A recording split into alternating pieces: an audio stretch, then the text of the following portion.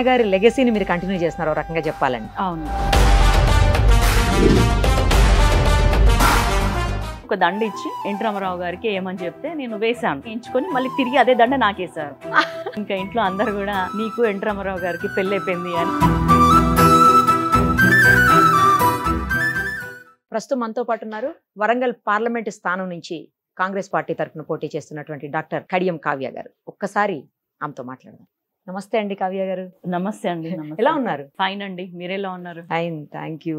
Very ఎలా nice to సాగుతోంది? meet you. Thank you. నాకు కూడా చాలా హ్యాపీగా ఉంది ఒక యంగ్ కంటెస్టెంట్ ని కలుస్తున్నందుకు. తర్వాత అది కూడా డాక్టర్ పైగా. అవును. ఇంకొకటి ఫస్ట్ టైం. ఎలా సాగుతోంది క్యాంపెయినింగ్? బాగుందండి, మనకి రెస్పాన్స్ కూడా చాలా బాగుంది. Super. అందరు కూడా కాంగ్రెస్ ఊపులో ఉన్నారు Yeah, కాబట్టి yeah. అది జనాలలో కూడా ఉంది ఆ రెస్పాన్స్. అంటే నాన్నగారి లెగసీని మీరు కంటిన్యూ చేస్తున్నారు, ఒక రకంగా చెప్పాలంటే. అవును. అందరికీ పరిచయం ఉంటారు ఆయన. ఎందుకంటే నేను కూడా ఇప్పుడు చూశాను, ఉమ్. చిన్నవాళ్ళ నుంచి పెద్దవాళ్ళ వరకు ఎవరు వచ్చినా ఆప్యాయంగా ప్రేమగా దగ్గరకు తీసుకుంటూ పలకరిస్తూ ఆయన ఫస్ట్ నుంచి ఆయనకు ఉందనుకోండి, బట్ స్టిల్ కంటిన్యూ అవుతూనే ఉంది. అవును. అలాంటి వ్యక్తి అందరికీ తెలుస్తారు. అవును. సో మిమ్మల్ని ఎలా రిసీవ్ చేసుకుంటున్నారు ఆయన బిడ్డగా? అయితే ఇక్కడ రెండు విషయాలు. ఉమ్. మా నాన్నగారు ఒక జనరేషన్, నేను ఒక జనరేషన్. యా. ఇప్పుడు ఎవరైతే వస్తున్నారో పెద్దవాళ్ళు, డాడీ వాళ్ళ కొలీగ్స్ గానీ, డాడీ ఫస్ట్ లెక్చర్ చేశారు, తర్వాత పాలిటిక్స్ లోకి వచ్చి అవును. అందులో వివిధ హోదాల నుంచి కూడా చైర్మన్ నుంచి చేశారు కాబట్టి ప్రతి చోట అతనికి తెలిసిన వాళ్ళు ఉన్నారు. ఇప్పుడు వాళ్ళు కూడా వాళ్ళ పిల్లల్ని తీసుకొస్తున్నారు. సో వాళ్ళ జనరేషన్, ఇప్పుడు నా సేమ్ జనరేషన్ వాళ్ళని కూడా తీసుకొచ్చి మా పిల్లలు కూడా మీకు సపోర్ట్ చేస్తారు అని చెప్పి అట్లా ఒక ఫ్యామిలీ ఎన్విరాన్మెంట్ కనిపిస్తుంది. బయటికి వెళ్ళినప్పుడు కూడా చాలా బయటకు వెళ్ళినప్పుడు కూడా చాలా మంది వచ్చి 25 years కింద పనిచేసాము, 30 years కింద, లేకపోతే మీ డాడీ కొలీగ్స్ మేము అని ఏమంటారు అనుబంధాన్ని గుర్తు చేస్తున్నారు ప్రతి చోట. ఇంటర్వ్యూ డెప్త్ లోకి వెళ్లే ముందు ఫస్ట్ ఒక క్వశ్చన్ కి ఆన్సర్ చేయండి.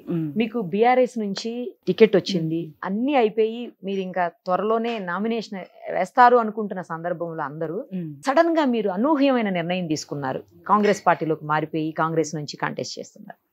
ఎందుకు అలాంటి చేంజ్ వచ్చింది? లాస్ట్ వరకు కూడా మేము చేద్దాము అన్న మధ్య మధ్యలో డౌట్స్ వచ్చినాయి మాకు కూడా, ఇట్లా ఇంట్లో నుంచి చేద్దామా వద్దా, రోజు రోజుకి ఏదో ఒకటి బయటకు వస్తుంది పార్టీ మీద. నేను ఒక న్యూ కమర్ గా నేను ఫేస్ చేయాలి, ఇప్పుడు ప్రజల దగ్గరికి వెళ్ళి ఓటు అడగాలి. అట్లా అడగాలన్నప్పుడు కూడా వాళ్ళు మళ్ళీ మనల్ని ఏమన్నా క్వశ్చన్ చేస్తారు. అప్పుడే ఫ్రెష్ గా లిక్కర్ స్కామ్ లో కవితక్క గారు అరెస్ట్ అయ్యారు, తర్వాత ఫోన్ ట్యాపింగ్ అని కొత్తగా వస్తున్నాయి, తర్వాత పేపర్స్లలో కూడా ఒక్కొక్క ఎమ్మెల్యే మీద భూ కబ్జా కేసులు ఆక్రమించుకుంటున్నారు అది అని చెప్పి ఇక్కడ కాంగ్రెస్ ప్రభుత్వం వచ్చినాక వీళ్ళ అన్ని నిజాలు బయటకు తీయడం తోటి పార్టీ మీద రోజు రోజుకి ఒక బ్యాడ్ రిమార్క్, చెడ్డ పేరు వస్తుంది. అదొకటి. ప్లస్ ఇక్కడ ఏదైతే ఉన్నారో అందరూ ఓడిపోయి ఉన్నారు కాబట్టి వాళ్ళు ఒక రకమైన డిప్రెస్డ్ గా ఉన్నారు. Plus at the same time వాళ్ళలో ఎటువంటి ఒక కోఆర్డినేషన్ మిస్ అయిపోయింది. మేము పిలిచి అంటే ఇప్పుడు కలుద్దాము, మీటింగ్స్ ఎట్లా అరేంజ్ చేసుకుందాము, ఒక ప్రణాళిక పెట్టుకుందాము అనుకుంటే కూడా వాళ్ళ నుంచి ఎక్కువ రెస్పాన్స్ లేకుండే. సో ఏదైతే నేను లేఖలో పేర్కొన్నానో ఆ రెండు విషయాలు కూడా 100% కారణాలు అవే. ఇంకొక విధంగా చూసుకుంటే మా గన్పూర్ ఇప్పుడు డాడీ ఇంత కాంగ్రెస్ వేవ్ లో కూడా ఉమ్మడి వరంగల్ జిల్లా నుంచి డాడీ గెలిచారు బీఆర్ఎస్ నుంచి. అది ఏంటంటే కేవలము కడియం శ్రీహరి గారైతే, ఎందుకంటే 15 ఏళ్ల క్రితము గన్పూర్లో చేసిన అభివృద్ధి కార్యక్రమాలే మనకి మేము ప్రచారంకి వెళ్ళినప్పుడు కూడా అవే శిలాఫలకాలు కనబడ్డాయి మాకు. అవే రెసిడెన్షియల్ స్కూల్స్, అవే హాస్పిటల్స్, తర్వాత దేవాదుల ప్రాజెక్ట్ సంబంధించింది అవే కనిపించినాయి తప్ప కొత్తగా వచ్చిన అభివృద్ధి ఏం లేదు గన్పూర్లో. కాబట్టి ప్రజలు కూడా ఎట్లా అనుకున్నారంటే, అంటే అంతకుముందు ఉన్న ఎక్స్ఎమ్మెల్యే మీద విసిగి వేసారిపోయారు జనాలు. అందువల్ల సార్కి ఇద్దాము, సార్ని గెలిపించుకుంటే పనులు చేస్తాడన్న నమ్మకంతో చేసినప్పుడు మా నాన్నగారు కూడా ఒక ఫీలింగ్లో ఉన్నారు, ఏంటంటే ఇప్పుడు చేస్తాను, ఇంకా మళ్ళీ ఫర్దర్గా నేను పాలిటిక్స్ చేయను, మళ్ళీ పోటీ చేయను, కాబట్టి నేను ఏదో ఒకటి నా మార్కు చూపెట్టుకోవాలి అన్న ఉద్దేశంతో అధికార పార్టీలో ఉంటేనే మనము చాలా వేగంగా పనులు చేయగలుగుతాము, మనకి 5 ఏళ్ళు సరిపోతుంది అన్న ఉద్దేశంతో అనేక విషయాలు ఆలోచించుకొని మేము బయటకు రావడం జరిగింది. మీరు బయటకు వచ్చారు ఓకే, బట్ దానికంటే ముందు చాలా ఇష్యూస్ జరిగి ఉన్నాయి. ఒకవేళ పార్టీ గనక పదవిలో ఉండుంటే, అంటే అధికారంలో ఉండింటే మీరు మారకుండా అదే పార్టీ నుంచి కంటిన్యూ చేసి ఉండేవాళ్ళు? యాక్టివ్ గా నేనైతే లేను పాలిటిక్స్ లో, అంటే మా పార్టీలో మా నాన్నగారు ఉన్నారు కాబట్టి తన అభిప్రాయాలు అప్పుడు కూడా చెప్పారు. వరంగల్ జిల్లాని మాకు 6 ముక్కలు చేశారు, అది వద్దని చెప్పారు మా నాన్నగారు. ఇట్లా కొన్ని ఇప్పుడు గవర్నమెంట్ తీసుకునే నిర్ణయాలు కానీ ఏదైనా తను కొంచెం ఓపెన్ గా అందరితో కంపేర్ చేస్తే ఎవరేం మాట్లాడకపోయి ఉండొచ్చు, కానీ డాడీ మాత్రం ఖచ్చితంగా కేసీఆర్ గారికి చెప్పడము, కేటీఆర్ గారికి చెప్పడము, హరీష్ రావు గారికి చెప్పడము, తన అభిప్రాయాలు ఖచ్చితంగా చెప్పేవారు. అధికారంలో ఉన్నప్పుడే చెప్పేవారు, ఇది కరెక్ట్ ఇది రాంగ్. ఆ రోజు కూడా దళిత బంధు ఇచ్చినప్పుడు కూడా ఈ పథకం మాకు పులి మీద స్వారీ చేసినట్టు అని ఓపెన్ గా చెప్పినారు. అంటే తను ఎప్పుడైనా అభిప్రాయాన్ని నిక్కచ్చిగా చెప్పేస్తారు. ఏటు ఆలోచించారు మనకేంటి పార్టీ ఏమన్నా అనుకుంటుందా, కేసీఆర్ గారు ఏమన్నా అనుకుంటారా అని. సో అట్లాంటి మాకు డాడీకి ముందు నుంచి అలవాటే కాబట్టి ఇక అధికారంలో ఉన్నామా లేమా అని కాకుండా ఎందుకైనా మంచిది అని చెప్పేసి వద్దు అనుకున్నాము. మేము అప్పటికే రాజీనామా లాంటిది ఏం చేయలేదు. జస్ట్ మేము పోటీ చేయము అని చెప్పినాము. కానీ మరుసటి రోజే మన మీద పెద్ద ఎత్తున ఎవరైతే కలిసి రాని వాళ్ళందరూ కూడా ఇక్కడ వరంగల్ జిల్లాలో ఉన్న ఎక్స్ ఎమ్మెల్యేలు అందరూ ముక్కుముడిగా మా మీద దాడి చేశారు, పర్సనల్ గా కూడా. సో అప్పుడు కూడా మాకు చాలా బాధేసింది. మేము రాజీనామా కూడా చేయలేదు, కేవలం పోటీ చేయము అని మాత్రమే చెప్తున్నాం కదా, ఇంత దాడి ఎందుకు చేస్తున్నారు మా మీద అని. కొంచెం భౌతిక దాడులు కూడా దిగారా? లేదు, మానసికంగానే మాటలతో దాడి చేయడం స్టార్ట్ చేశారు కదా. మేము కొంచెం మనస్తాపానికి గురైనాము. మన అభిప్రాయాన్ని చెప్పడం కూడా తప్ప, పోటీ నుంచి తప్పుకుంటున్నాం అని చెప్పడం తప్ప అని చెప్పి అనుకుని కామ్గా ఉంటే మనకి కాంగ్రెస్ నుంచి 1-2 days లోనే ఆఫర్, అంటే వాళ్ళు వచ్చి పెద్దలు వచ్చి AICC incharge general secretary Deepa Das Munshi గారు, తను చాలా పెద్ద స్థాయి వ్యక్తి, ఢిల్లీ నుంచి వచ్చి మనల్ని అడిగితే మేము ఆలోచించుకొని కార్యకర్తలతోటి డిసైడ్ చేసుకొని ఇట్లా మారడం జరిగింది. అని యాక్చువల్లీ మీరు లేఖ రాసిన వెంటనే పోటీ నుంచి తప్పుకుంటున్నారు అంటే ఇంకా మళ్ళీ పోటీ చెయ్యరు ఏ పార్టీ నుంచి కూడా అనుకున్నారు అందరూ. సడన్ గా మళ్ళీ మీరు కాంగ్రెస్ నుంచి వచ్చేసరికి ఓకే ముందే ఒప్పందం కుదుర్చుకొని అప్పుడు రిజైన్ చేశారు అని చెప్పేసి, అంటే ఈ పార్టీ నుంచి బయటకు వచ్చారు అని చెప్పేసి మళ్ళీ వినిపించింది. క్లియర్ గా చెప్పాలంటే మనం నిజంగానే ముందే ఒప్పందం అన్ని చేసుకుంటే ఇక్కడ లేఖ ఇచ్చేయంగానే మేమే వెళ్ళి డైరెక్ట్ కాంగ్రెస్ పార్టీ వాళ్ళని కలిసేవాళ్ళం. కానీ అక్కడ పరిస్థితి అది కాదు కదా. వాళ్ళే మన దగ్గరకు వచ్చారు అంటే మనము ముందు ఎలాంటి ఒప్పందం చేసుకోలేదు అన్న విషయం క్లియర్ అక్కడ. నెక్స్ట్ మీ మీద ఇంకో ఆరోపణ ఏంటంటే మీరు తెలంగాణ కోడలు కాదు ఆంధ్రాకి కోడలు, ఇక్కడ పోటీ చేస్తే ఆమె స్థానికురాలు ఎలా అవుతుంది అనే యాంగిల్లో కొంతమంది మీ ప్రత్యర్థులు మాట్లాడుతున్నారు. ఎందుకంటే మీ హస్బెండ్ ని దృష్టిలో ఉంచుకొని. ఇదంతా మాట్లాడేది కేవలం ఈ బీజేపీ వాళ్ళే. మనుషుల్ని ప్రాంతాలుగా, కులాలుగా, మతాలుగా విడదీసి మాట్లాడేది వాళ్ళకే అది చేతనైతుంది. అభివృద్ధి ఎలాగూ చేయరు, చేసేయని గియే. అయితే మా పెళ్లి కూడా అప్పుడు ఉమ్మడి ఆంధ్రప్రదేశ్ లో ఉన్నప్పుడే 2007 లో అయింది.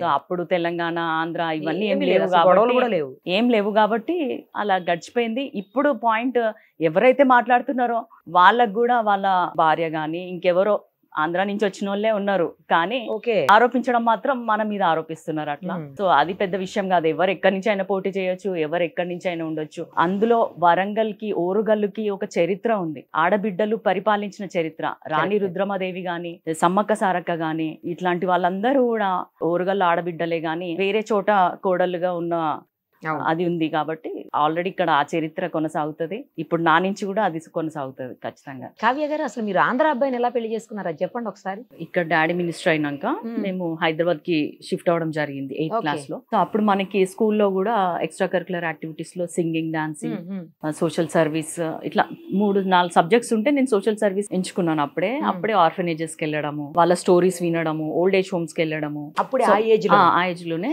అదే మెడిసిన్ వరకు కంటిన్యూ అవుతూ వచ్చింది. మెడిసిన్ లో కూడా నేను వెళ్లే దారిలో సికింద్రాబాద్ లో ఆగి, అక్కడ ఒక ఓల్డ్ ఏజ్ హోమ్ ఉంది క్రిస్టియన్స్ ది, అక్కడ ఆగి వాళ్ళతోటి మాట్లాడడం, వాళ్ళతోటి పరిచయాలు పెంచుకోవడం అట్లా చేసిన. సో అప్పుడు తను మా క్లాస్మేటే, 8th క్లాస్ నుంచే లేదు మెడిసిన్ లో క్లాస్మేట్. సో తను కూడా రావడం జరిగింది ఒకసారి. సో అప్పుడు చూసాను. ప్లస్ ఒకసారి మా క్లాస్ లో కూడా మెడిసిన్ చదువుతున్నప్పుడు, హాస్పిటల్ కదా, అవును. సో సడన్ గా ఎప్పుడైనా బ్లడ్ షార్టేజ్ ఉన్నప్పుడు ఏదైనా గ్రూప్ వచ్చి అడుగుతారు స్టూడెంట్స్ ని. అడిగినప్పుడు నేను నిల్చున్నా, తను నిల్చున్నాడు. సో ఆ అబ్బాయికి కూడా కొంచెం సోషల్ యాంగిల్ ఉంది, రెస్పాన్సిబిలిటీ ఉంది అని చెప్పి అట్లా స్టార్ట్ చేసుకున్నాము. తర్వాత మేమిద్దరం కూడా ఒక సాంగ్ మెడిసిన్ కాలేజ్ ఫంక్షన్ లో కలిసి పాడడం జరిగింది. అప్పటి నుంచి తను ఆ ఏజ్ నుంచి నన్ను ఫ్రెండ్లీగానే ఉంటూ ప్రోత్సహించడం జరిగింది సోషల్ యాక్టివిటీస్ లో కానీ, ఇట్లా సొసైటీకి ఇట్లా చేద్దాము అట్లా చేద్దాము అని. సో ఇద్దరం కూడా ఒకటే యాంగిల్లో ఆలోచిస్తున్నాము అని అనిపించి కంప్లీట్ గా వేరే కమ్యూనిటీ, యాక్చువల్ గా మతం కూడా కదా, అయితే రిలీజియన్ డిఫరెంట్. అవునవును, అవన్నీ ఇంకా కనిపించలేదు. ప్లస్ తను నాకంటే స్వచ్ఛమైన తెలుగు మాట్లాడతాడు కాబట్టి నాకు ఏనాడు కూడా తను వేరే అబ్బాయి అనిపించలేదు. ఆంధ్ర వాళ్ళు బాగా మాట్లాడతారు అదే కదా తెలుగు. అంటే ఈ లాంగ్వేజ్ వేరే నిజమే. నేను అబ్జర్వ్ చేసిన ఇక్కడ ఉన్న వాళ్ళు వేరేలా కొంచెం డిఫరెంట్ ఉంటుంది, అక్కడ వాళ్ళు స్వచ్ఛమైన తెలుగు మాట్లాడతారు. నాన్నగారు మంచి పొజిషన్ లో ఉన్నారు కదా, అవునవును, అట్లా యాక్సెప్ట్ చేశారా మరి మ్యారేజ్? ఇష్యూస్ అయినా ఒకటి మా ఎంగేజ్మెంట్ కూడా April 14th doctor BR Ambedkar గారి జయంతి రోజున జరిగింది. సో మా నాన్నగారు ఒక విధంగా తాను ఎంత క్లీన్ ఇమేజ్ తోటి ఉన్నారో అంత క్లారిటీ ఆఫ్ థాట్ తోటి కూడా ఉంటారు. సరే అమ్మాయి ఇష్టపడింది, తన హ్యాపీనెస్ ఇంపార్టెంట్ అని చెప్పి డాక్టర్ బిఆర్ అంబేద్కర్ గురించి చెప్తారు చాలా మంది గొప్పగా. కులము మతము లేదని చాలా గొప్పగా చెప్తారు. ప్రాక్టీస్ బిఫోర్ యూ ప్రీచ్ అన్నట్టు డాడీ గారు చేతల్లో చూపించారు. ఓకే 1-2 days కొంచెం తను ఇబ్బంది పడ్డారు, but at the end of the day okay అనుకున్నారు. వాళ్ళ పేరెంట్స్ వచ్చి మాట్లాడారు, అంతా స్పెషల్ మ్యారేజ్ యాక్ట్ లెక్కనే చేసేసుకున్నాం మ్యారేజ్. అంత బానే ఉంటారండి? అంతా బాగుంటుంది. మా అత్తమ్మ వాళ్ళు కూడా చాలా బాగా చూసుకుంటారు. సో కుల మతాలకు అతీతమే నిజంగా. ఆ భేదం అనేది లేకుండా చేసుకున్నారు. గ్రేట్ అసలు. అటు నుంచి కూడా మనకేం ప్రెషర్స్ ఉండవు, కూల్గా ఉంటది. ఇప్పుడు 2 ఫెస్టివల్స్ చేసుకుంటారా ఇంట్లో? ఎట్లా? 2 కాదు 3 చేసుకుంటాం మేము. 3 చేస్తారా? హిందూ ఫెస్టివల్స్ చేసుకుంటాము, ఒకటి రంజాన్ చేసుకుంటాము, క్రిస్మస్ కూడా చేసుకుంటాం. రంజాన్ కి మీరు కూడా రోజా ఉంటారా? లేదు, నేను ఏది కూడా ప్రాక్టీస్ చేయలేదు ఒక విధంగా వాళ్ళవి. నేను మొత్తం పూర్తిగా నాలాగే ఉంటాను. ఆంటీ వాళ్ళు చేసుకున్నప్పుడు వెళ్ళి జస్ట్ మనం తినేసి రావడం. క్రిస్మస్ అంటే నేను క్రిస్టియన్ స్కూల్లో చదువుకున్నాను, సెంట్ ఆన్స్. అప్పుడప్పుడు చర్చెస్ కి వెళ్ళడము అన్ని చేస్తాం కాబట్టి, అంటే ఎప్పుడైనా కుదిరినప్పుడు ఆ క్రిస్మస్ రోజు అట్లా వెళ్ళేసి, మాకు చాలా పరిచయాలు ఉన్నాయి వాళ్ళతోటి కూడా. అంటే మినిస్టర్స్ క్వార్టర్స్ లో కుందన్ బాగ్ లో ఉన్నప్పుడు అక్కడ నన్స్ హోమ్ ఉండేది ఒకటి. సో ఎప్పుడైనా సండేస్ ఎప్పుడైనా వెళ్ళినప్పుడు అట్లా పరిచయం. ఏం పాట పాడారు అప్పుడు మీరు మీ హస్బెండ్ ఇద్దరు కలిసి? ఏదో ఒక చిన్న బిట్టు పాడండి మా కోసం. పాట పాడమంటారా? పాడాల్సిందే. ఏంటి ఆయన చూస్తే గానీ పాట వస్తుందంటే ఇక్కడ కూర్చోబెడతా. అప్పుడు ఉన్నంత అదిగా రాక పర్వాలేదు, కొంచెం పాడండి మాకు. కభీ తో నజర్ మిలాओ, కభీ తో కరీబ్ आओ, కభీ తో నజర్ మిలాओ, కభీ తో కరీబ్ आओ. అంతవరకే వచ్చు. అంతవరకు గుర్తుంది. అది మీరు రైటర్ కూడా అని విన్నాను. అంటే నేను ఫస్ట్ రాసింది 8th class లో రాసిన. మా డాడీ మీదనే రాసిన ఫస్ట్. అంటే ఏదైనా కూడా ఒక టాపిక్ ఇచ్చి రాయమంటే నేను రాయలేను. స్వతహాగా నేను ఫీల్ అయినప్పుడు కొన్ని పేపర్స్లలో ఇట్లా అప్పట్లో వరకట్న వేధింపులకి చనిపోయింది ఇట్లాంటివి చూసినప్పుడు బాగా బాధేసేది నాకు. అట్లాంటివి ఇక మెల్లమెల్లగా వాటి మీద రాయడము, ప్రకృతి మీద రాయడం. వర్షం పడిందంటే ఖచ్చితంగా ఒక కవిత్వం రావాల్సిందేనా? అసలు అట్లా ఇంకా కొంచెం విప్లవం వైపు కూడా రాస్తుంటాను. నేను ఎక్కువ నెగిటివ్ రాయను, జస్ట్ ఓన్లీ ఎండ్ లో పాజిటివ్ కనబడాల్సిందే. మీ థింకింగ్ పాజిటివ్ అదొకటి. తర్వాత పేపర్స్ కి కూడా కొన్నిసార్లు ఆర్టికల్స్ రాస్తాను. సరే, అయితే రైటర్ కూడా ఉన్నాడు అంటే హెల్త్ పరంగా కానీ లేకపోతే సొసైటీ ఎడ్యుకేషన్ ఇట్లాంటి పైన. రైటర్, డాక్టర్, పాలిటీషియన్, అమ్మో, సింగర్, మల్టీ టాలెంటెడ్. నాన్నగారు చాలా దాదాపు 35 years నుంచి, మీరు చాలా చిన్న ఏజ్ నుంచి ఆయన పాలిటీషియన్ ఉన్నారు, పాలిటిక్స్ లో ఉన్నారు. ఆయన రాజకీయ జీవితంలో ఉన్నప్పటి నుంచి ఎప్పుడైనా మీరు ఎవరినైనా ప్రామినెంట్ లీడర్స్ ని కలిసారా? పార్టీకి సంబంధం లేకుండా అడుగుతున్నాను నేను. ఎవరైనా పెద్ద పెద్ద లీడర్స్ ని ఎప్పుడైనా కలిసారా? గుర్తుందా?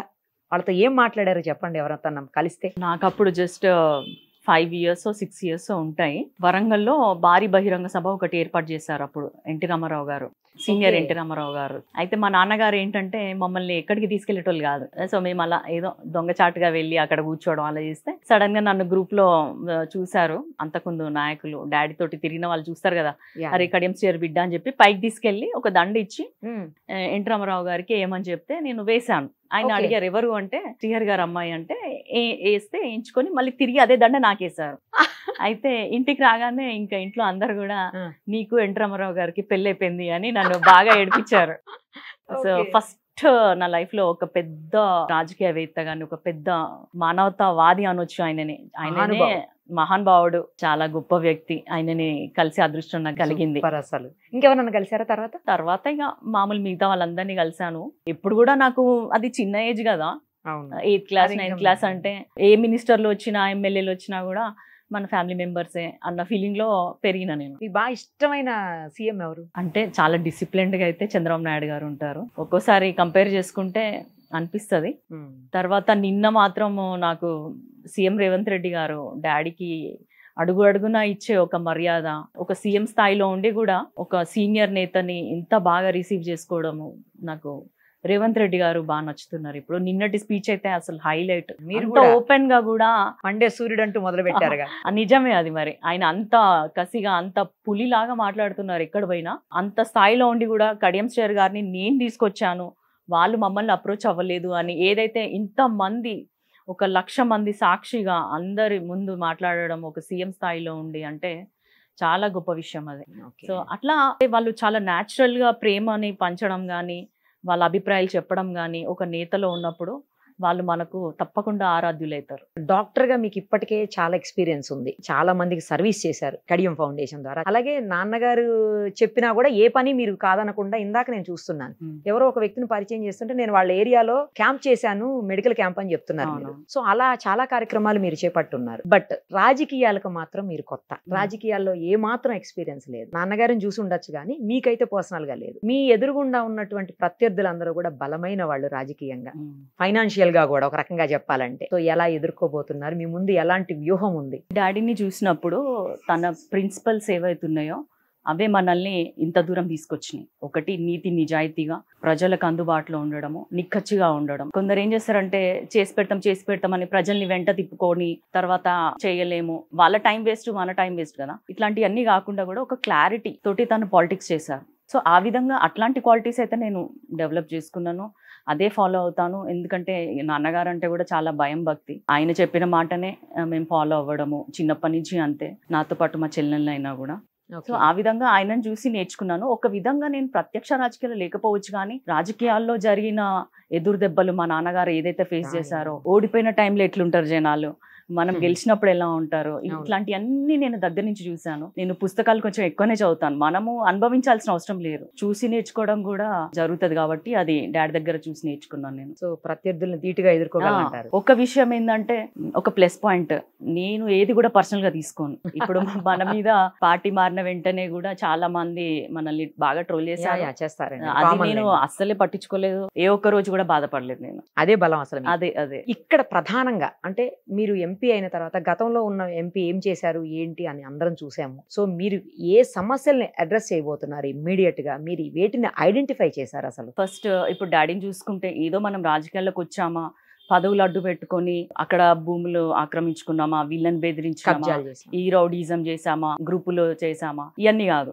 మనకి ఎంతసేపు ప్రజలకి ఏమన్నా చేయగలుగుతున్నామా లేదా, మన వంతు ఏదన్నా సాయం చేయగలమా లేదా, లేకపోతే మన నుంచి ఎలాంటి అభివృద్ధి, ఈ రోజు ఒక మంచి పని ఏం చేయగలుగుతామన్న ఆలోచనతోటే ఉంటారు డాడీ.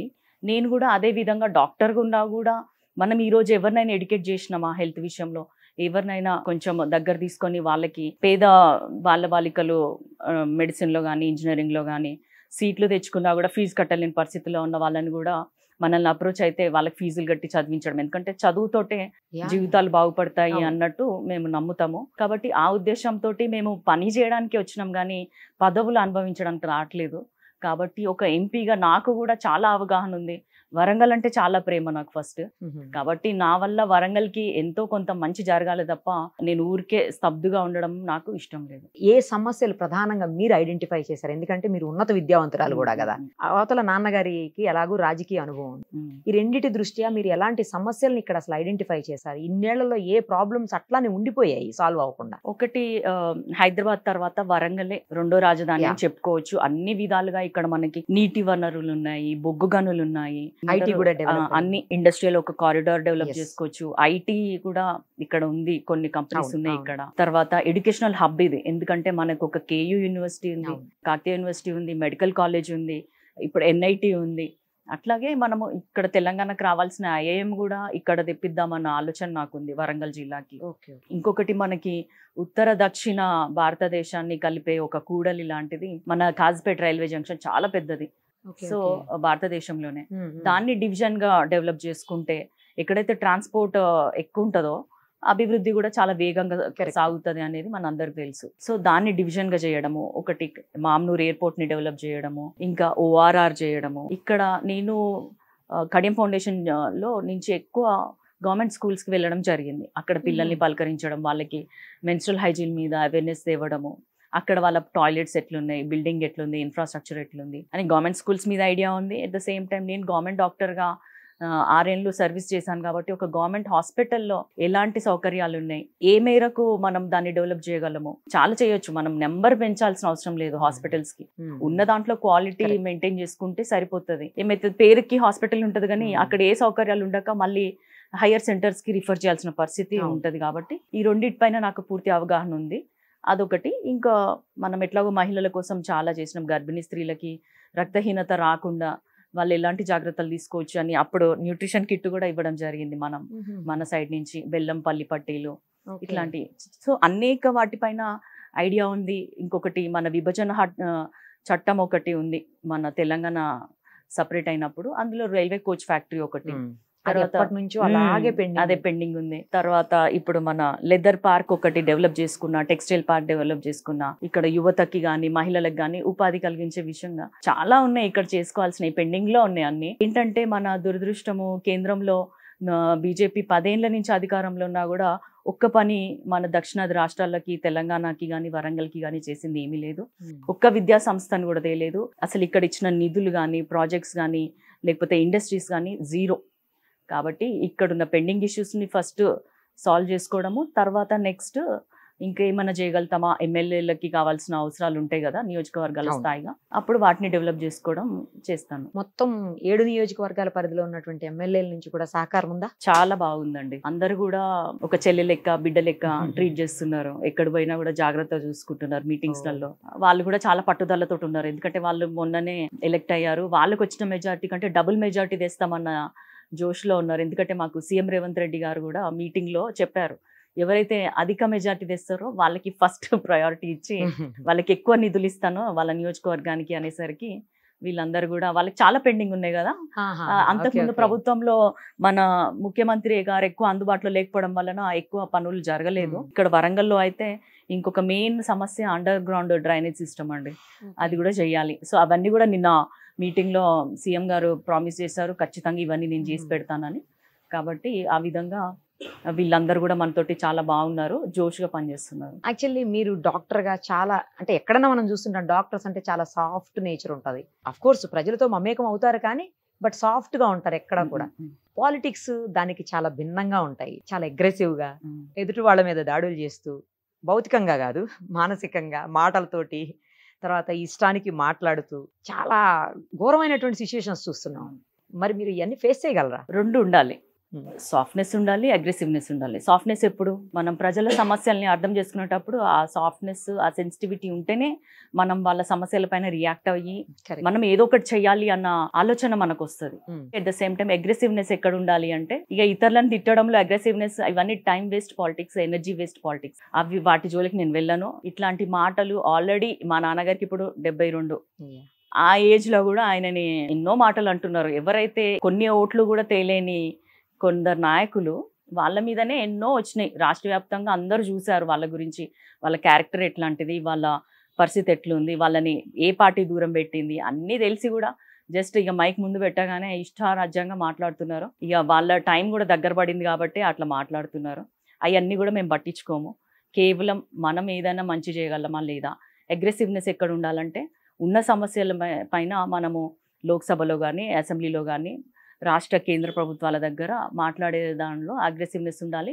వాటిని తీర్చడంలో కూడా అగ్రెసివ్నెస్ చూపెట్టాలి, అంతేగాని మనుషుల మీద అవసరం లేదు. అదే వరంగల్ పార్లమెంట్ నియోజకవర్గ ఓటర్లు కడియం కావ్య గారికి ఎందుకు ఓటేయాలి అంటే ఏం ఆన్సర్ చేస్తారు? ఒక విధంగా 7 నియోజకవర్గాలలో నేను 2016 నుంచి తిరగడం జరిగింది. అంటే నేను డాక్టర్ గా కడియం ఫౌండేషన్ తరఫున చేసిన సేవల గురించి చెప్తున్నాను. సో వాళ్ళకి ఏమి కడియం కావ్య అనగానే కొత్తగా జస్ట్ కడియం శ్రీహరి కూతురుగా బ్రాండ్ గా ఇట్లా వెంటనే ఫ్రెష్ ఫేస్ కాదు నాది. నేను ఆల్రెడీ ఎక్కువ కాన్సన్ట్రేట్ చేసింది ఇంటీరియర్స్ లో. ఎందుకంటే బాలికలకి పీరియడ్స్ పైన అవగాహన లేదు, వాళ్ళ పేరెంట్స్ చెప్పరు, తల్లి చెప్పుకోదు, అదొక స్టిగ్మా సొసైటీలో. సో దాని వల్ల ఫేస్ చేసే అనేక ప్రాబ్లమ్స్ ఏంటి ఫ్యూచర్ లో, ఇట్లాంటి నేను చెప్పాలి. ఒక డాక్టర్ గా వచ్చి డాక్టర్ దగ్గర ఒక పేషెంట్ వస్తేనే 2 నిమిషాలు 5 నిమిషాల కంటే ఎక్కువ టైం ఇయ్యరు. అట్లాంటిది నేను 2 గంటలు వరంగల్ నుంచి ఇంటీరియర్స్ కి వెళ్ళడం జరిగింది. ప్రతి నియోజకవర్గంలో కొన్ని ఊర్లు సెలెక్ట్ చేసుకోవడం, అక్కడికి వెళ్ళి ఎక్కువ కేజీబీవీస్కి వెళ్ళడం జరిగింది. కాబట్టి నేను చాలా ప్లేసెస్ తిరిగినా, కేజీబీవీస్కి వెళ్ళినా, గవర్నమెంట్ స్కూల్స్కి వెళ్ళినా, ఎక్కడికి వెళ్ళినా కూడా ప్రోగ్రామ్స్ చేసినాం. కాబట్టి కడియం కావ్య అంతో ఎంతో చాలా మందికి తెలిసిన వ్యక్తే. కొత్తగా నేను ఇప్పుడే వచ్చింది కావ్య, ఈమె ఎవరు అసలు అన్నట్టు ఏం లేదు. మన గురించి ఆర్టికల్స్ కూడా రావడం జరిగింది మెయిన్ పేపర్స్లలో. నేను చేసిన సేవా కార్యక్రమాలను గుర్తించి మన వసుంధరలో కానీ, నవ్యలో కానీ అన్నిట్లో మన గురించి పరిచయం ఆల్రెడీ జరిగిపోయింది. అంటే పరిచయం ఉన్న వ్యక్తిగా ఓటు వేయాలి అనేదా మీ కాన్సెప్ట్? లేకపోతే అసలు ఓటు వేయడానికి ఇది రీజన్స్, ఈ రీజన్స్ తో కడియం కావ్య గారికే ఓటు వేయాలి అని చెప్పండి అంటున్నా. అయితే పరిచయం అనేది ఓకే, కొంతమేరకే పనిచేస్తుంది. కానీ ఆమె ఎట్లాంటి వ్యక్తి, ఆమె స్వభావం ఎలాంటిది అంటే పేద ప్రజలకి సేవ చేయాలి, ఇతరులకి సేవ చేయాలన్న స్వభావం ఏదైతుందో ప్రజలు నాలో ఆ స్వభావం ఉందని గుర్తించి ఈమె అయితే మనకి ఎంతో కొంత చేస్తుంది, ఖచ్చితంగా చేస్తుంది, కడియం శ్రీయర్ బిడ్డగా వస్తుంది. ఒకటి నేను సేవ చేశాను, తర్వాత ఒక డాక్టర్ని, ఒక మహిళల్ని, ఇక్కడ ఉన్న సమస్యలపైన పూర్తి అవగాహన ఉంది, మాట్లాడడానికి నాకు భాషా ప్రావీణ్యం ఉంది. ఇన్ని క్వాలిటీస్ ఉన్నప్పుడు ఖచ్చితంగా అది కూడా ఒక 35 ఏళ్ల తర్వాత ఒక మహిళకి అవకాశం వచ్చింది వరంగల్ జిల్లాలో. కాబట్టి ఖచ్చితంగా నన్ను వాళ్ళ ఆడబిడ్డగా ఆశీర్వదించి నన్ను ఢిల్లీకి పంపుతారు. ఇవన్నీ కూడా కలగలిపి నేను ఖచ్చితంగా వెళ్తాను. యాక్చువల్లీ మీరు అన్నట్లు చాలా తక్కువ మంది లేడీస్ కంటెస్ట్ చేస్తున్నారు. నాకు తెలిసి తక్కువ ఏజ్ లో కూడా మీరే ఉన్నారేమో కంటెస్ట్ చేస్తున్న వాళ్ళల్లో. అది మీకు అడ్వాంటేజ్ అనుకోవచ్చా మహిళగా? అవును, ఎందుకంటే నేనేం నమ్ముతా అంటే చాలా మంది సేవ చేస్తారు కానీ రిటైర్ అయినాక చేస్తారు. సో ఆ టైం ఎంత ఉంటుంది, ఒక 10 years చేస్తారు, 15 years చేస్తారు, వాళ్ళ ఓపిక. కానీ నాకు ఎప్పుడు నచ్చుతుంది అంటే చాలా చిన్న వయసు నుంచి ఎవరైతే సేవా కార్యక్రమాలు చేస్తారో వాళ్ళకి చాలా లైఫ్ ఎక్కువ ఉంటుంది, ఎక్కువ సంవత్సరాలు సేవ చేయడానికి ఉంటుంది. అందరూ రారు సొసైటీకి ఏదో చేద్దాము అన్నట్టు, అందరికీ ఉండదు. సో అట్లా చేసినప్పుడు చిన్న వయసులో వచ్చిన వాళ్ళకి ఎక్కువ టైం ఉంటుంది సేవ చేయడానికి, ఎక్కువ ఇయర్స్ కూడా వాళ్ళు చేయడానికి సిద్ధంగా ఉంటారు. నాన్నగారికి చాలా క్లీన్ చిట్ ఉంది పాలిటిక్స్ లో, అందరికి హెల్ప్ చేస్తారని, ఎవరు కూడా ఆయన్ని పెద్దగా టార్గెట్ చేయడం కానీ లేకపోతే ఆయన ఏదో అనడం కానీ లేకపోతే ఆయన మీద ఏదో ఆరోపణలు కూడా పెద్దగా కనిపించవు ఆయన రాజకీయ జీవితంలో. సో అది మీరు ఏ రకంగా మీరు పాజిటివ్ గా మార్చుకొని పబ్లిక్ లోకి తీసుకెళ్లబోతున్నారు, దాన్ని పబ్లిక్ నుంచి ఓట్లని పాజిటివ్ గా ఎలా మార్చుకోబోతున్నారు మీరు? నాన్నగారు నేను 7th లో ఉన్నప్పుడు ఫస్ట్ మినిస్టర్ అయి 9 years చేశారు. తర్వాత మెడిసిన్ అయిపోయింది, జాబ్ చేస్తున్నప్పుడు డిప్యూటీ సీఎం గా చేశారు. అంటే ఊహ తెలిసినాక కూడా మా నాన్నగారు ఎప్పుడు మమ్మల్ని పాలిటిక్స్ లో ఇట్లా, ఇప్పుడు చాలా ఫ్యామిలీస్ లో చూస్తాము వాళ్ళ ఫ్యామిలీ మెంబర్సే రన్ చేస్తుంటారు షో అంతా, అట్లాంటి ఎప్పుడు చేయలేదు మా నాన్నగారు. అంటే ఎవరైతే ప్రతినిధిగా ఉంటారో వాళ్ళే ఉండాలి, కుటుంబ సభ్యులు ఇన్వాల్వ్మెంట్ ఉండకూడదు అన్నట్టు పెంచారు. కానీ ఇప్పుడు నన్ను సపరేట్ గా ఒక ఎంపీ క్యాండిడేట్ గా తీసుకొచ్చారు తప్ప మాకు ముందు నుంచి ఇట్లా వీటిలో ఇన్వాల్వ్ అవ్వడము లేకపోతే ఇంకేదో కార్యక్రమాలు చేయడము, చాలా మంది షో చేయడము, తర్వాత కాంట్రాక్టులు తీసుకోవడము, కబ్జాలు చేయడము, అంత ఫ్యామిలీ మెంబర్స్ తోటే కదా చేసేది ఇవన్నీ. సో అట్లాంటివి ఏం చేయలేదు కాబట్టి అంత క్లీన్ గా ఉన్నాము, ఇప్పుడు కూడా అంతే క్లీన్ గా ఉంటాము. ఆయన ఎప్పుడు కూడా నన్ను కంట కనబెడతానే ఉంటారు. ప్లస్ అందులో తన ఇమేజ్ ఇంపార్టెంట్ కదా, 35 years నుంచి ఒక చిన్న ఫ్యామిలీ నుంచి వచ్చినప్పుడు దళితుడుగా, అట్లాంటి అతనికి చెడ్డ పేరు రావద్దు అన్నప్పుడు తనకి నా మీద నమ్మకం కలిగినాకనే నన్ను పాలిటిక్స్ లోకి ఎంట్రీ చేయించారు. ఇప్పుడు ఇక్కడ కుల సమీకరణాలు కూడా ఎంతవరకు వర్కౌట్ అవుతాయండి? ఖచ్చితంగా ఇప్పుడు ఎస్సీ అందరూ కూడా కాంగ్రెస్ కి ఫేవర్, ఎప్పుడైనా కూడా కాంగ్రెసే వాళ్ళని కాస్త ప్రోత్సహిస్తుంది.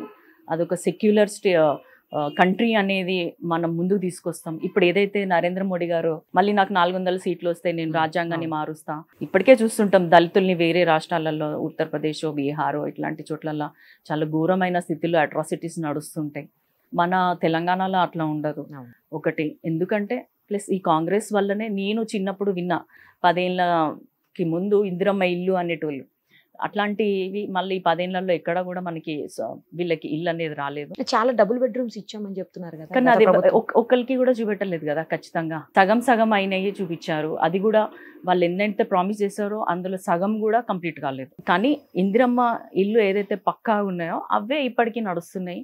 ఇప్పుడు మళ్ళీ రానున్న 5 ఏళ్లలో కూడా ఇంకొక 4 లక్షల ఇల్లులు ఇవ్వడానికి మన కాంగ్రెస్ ప్రభుత్వం సిద్ధంగా ఉంది. మీరు ఇక్కడ ప్రధాన ప్రత్యర్థిగా బీఆర్ఎస్ ని భావిస్తున్నారా, బీజేపీని భావిస్తున్నారా? అసలు బీఆర్ఎస్ 0 అయిపోయిందండి. వాళ్ళు ఎవరినైతే ఒక అభ్యర్థి ఎన్నుకున్నారో అతను కనీసము ఇక్కడ ఓటర్ కూడా కాదు. సరే ఎవరు ఎక్కడి నుంచి అయినా పోటీ చేయొచ్చు, కానీ అంత లోపాయికార ఒప్పందం ఎందుకు? అంటే బీజేపీని గెలిపించుకోవాలి, కడియం శ్రీయర్ మా దగ్గర నుంచి వెళ్ళిపోయింది కాబట్టి ఖచ్చితంగా వాళ్ళైతే గెలవద్దు అన్న ఉద్దేశంతో మా అభ్యర్థి గెలిచేది లేదు, ఏం లేదు, కనీసం పక్కనోడికైనా గెలిపిద్దాము, పోయినోడు మనోడే, మనం అందరం కలిసి దందాలు చేసినాము, బీజేపీ అభ్యర్థితోటి మనం దందాలు చేసుకున్నాము, మనకి ఇప్పటికీ కాంటాక్ట్స్ ఉన్నాయి, మనకి అంతో ఎంతో పైసలు ఇస్తాడు అన్న ఉద్దేశంతో నేను అంతే అడుగుతున్నా. బీఆర్ఎస్ వాళ్ళు కనీసం డిపాజిట్ అనేది తెచ్చుకోండి మీరు, అది కూడా లేదు పరిస్థితి. కేవలం ఈయనకే కొమ్ము కాస్తున్నట్టు చేస్తున్నారు. బీజేపీ అభ్యర్థి ఎవరైతే ఉన్నారో ఆయన మొన్న డమ్మీని పెట్టారు అన్నట్టు, డమ్మీనే పెట్టారు. అది చిన్న పిల్లలకు కూడా అర్థమవుతుంది, ఎందుకంటే ఆయన ముక్కుమొహం ఎవరికి తెలియదు. బీజేపీ అభ్యర్థి ఎవరైతే ఉన్నారో ఆయన అంతకుముందే మొన్న ఘోరంగా ఓడిపోయినారు. ఆయనను వర్ధన్పేట ప్రజలు మాకొద్దు ఈయన అని చెప్పి ఓడించడం జరిగింది. కొత్త అతన్ని తీసుకొచ్చిన కాంగ్రెస్ పార్టీని, కొత్త వ్యక్తిని వాళ్ళు ఎన్నుకోవడం జరిగింది వర్ధనపేట ప్రజలు. ఈయన 10 ఏళ్ళు చేసిండు. మరి 10 ఏళ్ళలో కూడా ఎక్కడ చూసినా కూడా మన మైన్స్ కానీ, క్వారీస్ కానీ, క్రషర్స్ కానీ, తర్వాత కబ్జాలు కానీ, ఏదైనా కొత్త వెంచర్ పడిందంటే ఇక నైట్కి నైట్ కాల్ వెళ్ళిపోయి మాకు ఇంత కావాలి, మాకు రాసి పెట్టండి, ఇలాంటి బెదిరింపు చర్యలు. ఆయనకి ల్యాండ్ కబ్జా చేసుకోవడానికి తన మన భేదం ఏమి ఉండదు, ఇంకా మన కార్యకర్త పక్కన కార్యకర్త ఏమి ఉండదు. అట్లాంటి వ్యక్తిని వాళ్ళు వద్దనుకున్నారు ఆయన ఆగడాలు భరించలేక. ఆయనను మళ్ళీ తీసుకొచ్చి బీజేపీ ఈ వరంగల్ లోక్సభ పరిధిలో రుద్దడానికి ట్రై చేస్తుంది, కానీ ఆయన ఖచ్చితంగా ఆయనకు కూడా డిపాజిట్ వస్తుందో రాదో డౌట్. మరి అంతటి దందాలు అలాంటి ఇల్లీగల్ యాక్టివిటీస్ చేస్తున్నప్పుడు ప్రభుత్వం మీదే ఉంది కదా, ఎందుకు వదిలిపెట్టేస్తున్నారు ఆయన? అంటే అప్పుడు ఆయన అదే ప్రభుత్వంలో ఉన్నాడు కదా. ఇప్పుడు వచ్చిన తర్వాత మీరు ఎందుకు చర్యలు తీసుకుంటారు? ఇప్పుడు తీసుకుంటారు. ఇప్పుడు కాంగ్రెస్ ప్రభుత్వం అదే ఉద్దేశంతో ఉంది. ఇప్పుడు ఫర్ ఎగ్జాంపుల్ భూపాల్పల్లిలో కూడా ఆయన గుట్టలు, మైన్స్ అన్నీ ఉన్నాయంట, అవన్నీ సీజ్ చేపిచ్చేస్తారు. ప్లస్ ఎక్కడైతే మనకు వీళ్ళు అక్రమాలు చేసినట్టుగా అనిపించినాయి, ఇప్పుడు అందుకే కదా ఒక్కొక్కటి బయటకు వస్తుంది. ఇప్పుడు కాంగ్రెస్ ప్రభుత్వం అదే ఉద్దేశంతో ఉంది. ఎవరైతే అది ఇట్లాంటివన్నీ చేసి వాళ్ళ మీద ప్రూఫ్స్ ఉన్నాయంటే ఖచ్చితంగా వాళ్ళని జైలుకి పంపించడానికి కాంగ్రెస్ ప్రభుత్వం చాలా సీరియస్గా ఉంది. నాన్నగారికి చాలా ఉన్నత పదవులు ఇచ్చి మేము ఎక్కడో కూర్చోబెట్టాము, సీఎం గారితో పాటు ఈక్వల్గా చూసాము ఆయన్ని. అలాంటి వ్యక్తి మా పార్టీ జెండాతోటి గెలిచి మమ్మల్ని ముంచేసి ఇప్పుడు కూతురు కోసం ఆయన పార్టీ మారారు అని చెప్పేసి మాట్లాడుతున్నారు కొంతమంది. వాళ్ళకి ఏం సమాధానం చెప్తారు? కడియం శ్రీహరి గారు 2014లోనే రాజకీయాలకు రాలేదండి. నేను ఎంతో 7th లో ఉన్నా అని చెప్పినాను కదా. అంటే టీడీపీ నుంచి ఉన్నారు. టీడీపీ నుంచి ఆయన 9 ఏళ్ళు ఒక ఉమ్మడి ఆంధ్రప్రదేశ్కి 9 సంవత్సరాలు వరంగల్ జిల్లాల నుంచి వచ్చిన ఏకైక మంత్రిగా, ఎంతో టాలెంటెడ్ మినిస్టర్గా, ఇంటెలెక్చువల్గా ఆయన పాలన చేశాడు వరంగల్ జిల్లాకి. పెద్ద పెద్ద శాఖలు ఇచ్చారు, చిన్న చిన్నవి కూడా కాదు. ఒక సోషల్ వెల్ఫేర్, మేజర్ ఇరిగేషన్, తర్వాత ఎడ్యుకేషన్ కూడా చాలా ఇంపార్టెంట్. ఎప్పుడైనా ఇట్లాంటి పెద్ద పెద్ద శాఖలే ఇచ్చినప్పుడు ఆయన అప్పుడే ప్రూవ్ చేసుకున్నాడు. ఇప్పుడు కొత్తగా వీళ్ళు మాకు లైఫ్ ఇచ్చింది ఏం లేదు, వీళ్ళు దళిత ముఖ్యమంత్రి అని చెప్పినప్పుడు ఆ మాట తప్పినారు కాబట్టి ఏదో నామకే వాస్తే లెక్క ఉప ముఖ్యమంత్రి పదవి ఒక ఏమంటారు ఒక గొప్ప వ్యక్తికి ఇచ్చారు. ఆయన దాన్ని చెడగొట్టుకున్నాడు. మనకి ఇప్పుడు ఈ రాజయ్య గారు ఎవరైతే ఉప ముఖ్యమంత్రి పదవిని సడన్ గా బర్తరఫ్ చేశారు, దానికి కారణాలు ఏంటో ఆయనకన్నా తెలుసో లేదో మాకు తెలీదు. అట్లాంటప్పుడు ఇంకొక మంచి పేరున్న వ్యక్తిని పెడితేనే మనల్ని జనాలు ఏమన్నారు అన్న ఉద్దేశంతో పెట్టడం జరిగిందని, రాగానే ఏమి మనకి ఉప ముఖ్యమంత్రి పదవి ఇవ్వలేదు. వాళ్ళదేదో కాపాడుకోవడానికి డాడీకి ఇచ్చారు. ఎట్ ద సేమ్ టైం ఆయన కూడా అంతే బాధ్యతగా దాంట్లో అన్ని రెసిడెన్షియల్ స్కూల్స్ ముస్లిమ్స్కి కానీ మైనారిటీస్కి అన్ని రకాలుగా వాళ్ళు మెన్యూ తయారు చేయడం కూడా, రక్తహీనత రాకుండా పిల్లలకి. తర్వాత ఈ మెన్స్ట్రల్ హైజీన్ నేను ఏదైతే చేశానో అది ఒక ఫాదర్గా తను చూశారు. మేము డిస్కస్ చేసుకున్నాక ఇట్లా ఆడపిల్లలు ఫస్ట్ క్లాస్లో ఉన్నంత స్ట్రెంత్ 10th వరకు ఉండట్లేదు అని చెప్పినప్పుడు, డ్రాప్ అవుట్స్ ఎక్కువ ఉంటున్నారు అని చెప్పినప్పుడు ఇది ఒక రీజన్ అని తెలిసినప్పుడు వాళ్ళకి కూడా హెల్త్ అండ్ హైజీన్ కిట్స్ ఇవ్వడం జరిగింది గవర్నమెంట్ తరఫున. అది ఆల్మోస్ట్ 6.5 lakhs అమ్మాయిలకి చేరుకున్నాయి ఓ సంవత్సరం పాటు. సో ఆ విధంగా తను ముందుకెళ్ళి పదవులని మంచిగా బాధ్యతాయుతంగా చేసినారు తప్ప వాళ్ళేదో మనల్ని హైలైట్ చేసింది ఏమీ లేదు. ఇట్లాంటివన్నీ ఓపెన్గా చెప్పడము, వాళ్ళు చేసే పద్ధతులు కొన్ని నచ్చక చెప్పకపోవడం వల్ల మరి రెండోసారి మనకి కనీసం ఎమ్మెల్యే డైరెక్ట్గా పాలిటిక్స్లో ఉండేటట్టు చేయలేదు కదా. ఒక ఎమ్మెల్యేగానో లేకపోతే ఎంపీగానో మనల్ని పంపించలేదు. కేవలం ఒక పార్టీలో అట్లా కొనసాగినాం ఎమ్మెల్సీగా. సెకండ్ టైం అయితే పక్కనే పెట్టారు కదా. మోడీ గారు మీరు ఇందాక అన్నట్లు 400 సీట్లు ఈసారి ఖాయం అని చెప్తున్నారు. మరోవైపు ఏమో కాదు, ఖచ్చితంగా రాహుల్ గాంధీ గారి జోడో యాత్రతోటి చాలా బలంగా ముందుకు దూసుకుపోతున్నారు, కాంగ్రెస్ ఈసారి అధికారంలోకి వస్తుంది అని చెప్పేసి కాంగ్రెస్ నేతలు అంటున్నారు. మీరేమంటారు? ఇక్కడ కూడా 2 ఉన్నాయి. ఒకటి మోడీ గారి స్వయం కృతం. ఇది 400 సీట్లని ఏదైతే ఆయన చెప్పుకుంటున్నారో, మన తెలంగాణలో చూసుకుంటే ఇప్పుడు వేరే రాష్ట్రాలలో ప్రధానమంత్రి ఆవాస్ యోజన అని ఉంటుంది, దాని కింద ఇల్లు నిర్మించడం జరుగుతుంది ప్రధానమంత్రి దాంట్లో. కానీ మన తెలంగాణలో ఎన్నో స్లమ్స్ ఉన్నాయి, ఎక్కువ మందికి కావాల్సింది ఇల్లే, షెల్టర్. కానీ అలాంటి ఇల్లు ఒక్కటి కూడా మన తెలంగాణలో లేదు. అప్పుడు మన కేసీఆర్ గారు వద్దన్నారు అట్నుంచి, కాబట్టి ఏది కూడా చేయలేదు ఆయన. ఒక ఇల్లు మనకి రాలేదు ఆ విధంగా చూసుకుంటే. ఇంకొకటి ఏంది అంటే, ఏదైతే నార్త్లో తను చతికిల పడ్డారో, ఎక్కడైతే అక్కడ ఎక్కువ సీట్లు వస్తాయి అనుకున్నారు, కానీ అది జరిగే పని కాదు. ఇప్పుడు ఒక్కసారి రామ మందిరం అయిపోయినాక అందరు కూడా రిలాక్స్ అయ్యారు, ప్రజలు కూడా. మనం ఒక పండుగ అయిపోయిన తెల్లారి ఎట్లా రిలాక్స్ అవుతామో అట్లా రిలాక్స్ అయ్యారు. ఓకే, దేవుడు మనకు వచ్చేసాడు, మనకి ఇప్పుడు అభివృద్ధి కావాలన్న ఆలోచనలో కూడా ప్రజలు ఉన్నారు. ఏదైతే అంతర్లీనంగా ఎవ్వరికి తెలియకుండా చాలా బ్యాక్ డోర్లో జరుగుతున్న మణిపూర్ అల్లర్లు కానీ, తర్వాత హిందూ ముస్లిం మైనారిటీస్ పైన జరుగుతున్న అఘాయిత్యాలు కానీ ఇవన్నీ ఎంత పేపర్లలో రాకున్నా కూడా సోషల్ మీడియాలో అయితే స్ప్రెడ్ అవుతుంది. ఆయన చేసే పాలన ఎట్లుంది, జస్ట్ షో పాలననే తప్ప ఏది కూడా నిజం లేదు ఇందులో అన్న దానికి ప్రజలు వచ్చారు. ఆయన గ్రాఫ్ కూడా క్రమేణా పడిపోయింది కాబట్టే కదా మొన్న పుస్తలు మట్టలు మహిళల పైన మాట్లాడారు అర్థం పర్థం లేకుండా నరేంద్ర మోడీ గారు. అన్నిటికంటే ముఖ్యంగా రాజ్యాంగాన్ని రద్దు చేస్తా అన్నప్పుడు ఏ ఎస్సీ ఏ ఎస్టీ ముస్లిం మైనారిటీస్ క్రిస్టియన్స్ ఎవ్వరు కూడా ఆయన కోటయ్యారు. ఎందుకంటే ఈ మాత్రం ముందుకు వస్తున్న నేను ఒక దళిత బిడ్డగా ఇక్కడ లోక్సభకి వెళ్ళే అవకాశం కలిగిందంటే డాక్టర్ బిఆర్ అంబేద్కర్ గారు సోనియమ్మ గారు వల్లనే నాకు ఇది సాధ్యమైంది అని నేను మీకు చెప్తున్నాను. అదే నరేంద్ర మోడీ కనుక ఉంటే నెక్స్ట్ రానున్న 5 ఏళ్లలో అసలు ఇట్లాంటి రిజర్వేషన్స్ ఉండవు, ఏముండవు.